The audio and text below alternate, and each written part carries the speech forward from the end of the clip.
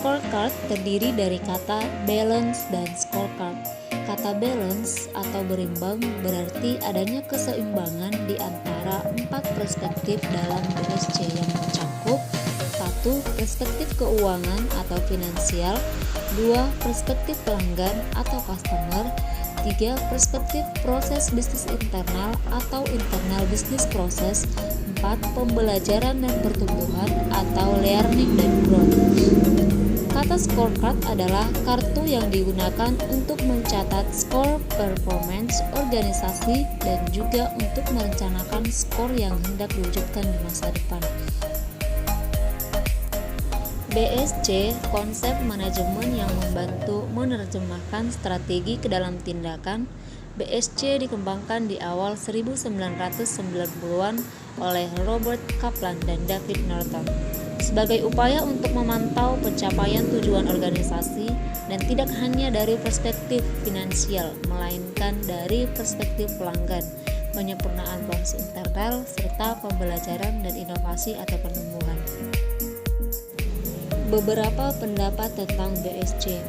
BSC adalah sebagai alat manajemen suatu sistem pengukuran dan juga sistem manajemen kinerja yang mampu membantu berbagai organisasi untuk merencanakan, memfokus, dan mengelola strateginya.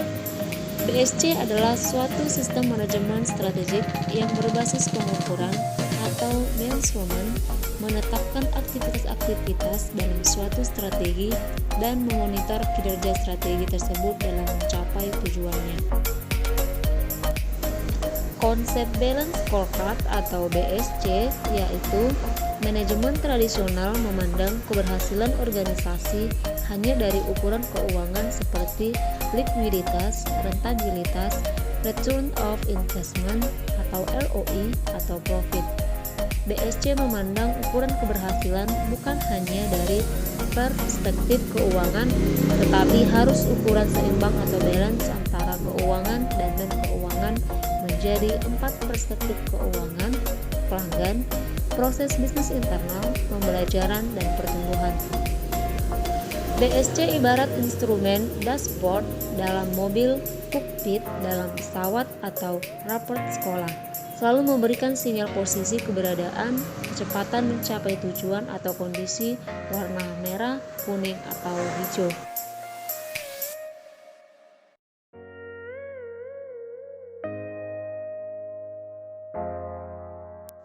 Manfaat BSC dalam pengukuran kinerja. 1. Mengelola operasi organisasi secara efektif dan efisien dengan cara memotivasi karyawan. 2. Membantu pengambilan keputusan dalam hal promosi, pemberhentian, mutasi, dan lain-lain. Ketiga, mengidentifikasi pengembangan dan kebutuhan diklat karyawan. Keempat, menyediakan umpan balik bagi karyawan mengenai bagaimana atasan menilai kinerja mereka. Kelima, menjadi dasar bagi pemberian reward ataupun punishment. Balance scorecard terdiri dari 4. 1. Perspektif keuangan atau financial perspektif yang mencakup 1. Pendapatan, 2. Biaya, 3. Laba bersih, 4. Arus kas dan nilai aset. Kedua, perspektif pelanggan atau customer perspektif mencakup kepuasan pelanggan, loyalitas pelanggan, market share atau penguasaan pasar, dan kekuatan branding. Ketiga, perspektif pertumbuhan dan pembelajaran atau learning atau growth perspektif mencakup kepuasan karyawan, perputaran karyawan, kompetensi karyawan, dan pendidikan karyawan. Yang keempat, perspektif proses internal atau internal proses perspektif mencakup persediaan, pesanan, alokasi sumber daya, siklus waktu, dan pengendalian mutu. Perspektif keuangan atau finansial. Perspektif keuangan menjadi perhatian dalam BSC karena ukuran keuangan merupakan ikhtisar dari konsekuensi ekonomi yang terjadi akibat keputusan dan kebijakan. Tujuan pencapaian kinerja keuangan merupakan fokus dari tujuan-tujuan yang ada dalam 3 perspektif lainnya. Sasaran-sasaran perspektif keuangan sesuai siklus bisnis 3 tahap. 1. Growth atau pertumbuhan. 2. Sustain state atau bertahan. 3. Harvest atau panen. Perspektif pelanggan. Tolak ukur kinerja pelanggan dibagi menjadi dua kelompok. Satu, kelompok inti yang mencakup pangsa pasar, tingkat perolehan para pelanggan baru, kemampuan mempertahankan pelanggan lama, tingkat kepuasan pelanggan, dan tingkat profitabilitas pelanggan. Kedua, kelompok penunjang yang mencakup atribut-atribut produk atau fungsi, harga, dan mutu, hubungan dengan pelanggan, dan citra dan reputasi organisasi atau unit kerja beserta produknya di mata pelanggan atau konsumen. Pembelajaran dan pertumbuhan mengembangkan dan mendorong organisasi agar berjalan dan tumbuh. Tujuan dari perspektif pembelajaran dan pertumbuhan adalah menyediakan infrastruktur untuk mendukung pencapaian tiga perspektif lainnya, memperhatikan karyawan dan kemampuan sistem informasi. Setiap perspektif memiliki 4 komponen penting. 1. Tujuan atau objektif. 2. Ukuran atau indikator. 3. Target. Dan terakhir adalah inisiatif atau langkah upaya. Tahap-tahap implementasi BSC yaitu 1. Visi dan misi. 2. Tujuan. 3. Peta strategi. 4. Bobot. 5. Sasaran strategi. 6. Indikator kinerja utama. 7. Program kerja. 8. Target. 9. Realisasi. 10. Skor. 11. Rekomendasi kebijakan organisasi atau RKO. Peta strategi.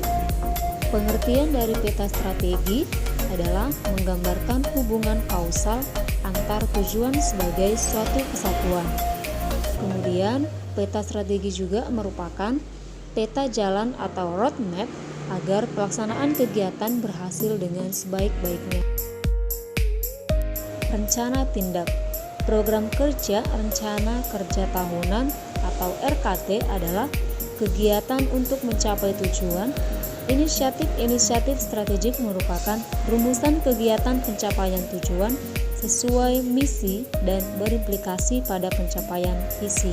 Rencana tindak atau aksi dituangkan ke suatu format. Kemudian ada target. Target ini merupakan tingkat pencapaian kinerja yang diharapkan secara kuantitatif. 3 cara atau model penetapan target. Yang pertama, model basis atau historical atau negosiasi. Kedua, berdasarkan kondisi internal dan eksternal organisasi atau unit kerja. Ketiga, fixed and flexible, yakni target tetap dan target fleksibel. Target tetap besarannya tidak berubah dalam jangka waktu tertentu. Target fleksibel besarannya dapat disesuaikan dengan perubahan kondisi lingkungan organisasi atau unit kerja. Kriteria target SMART yang berarti S, street atau menantang, M, measurable atau dapat diukur, A, agreed atau disepakati, L, realistic atau realistis, T, time bound atau berbatas waktu.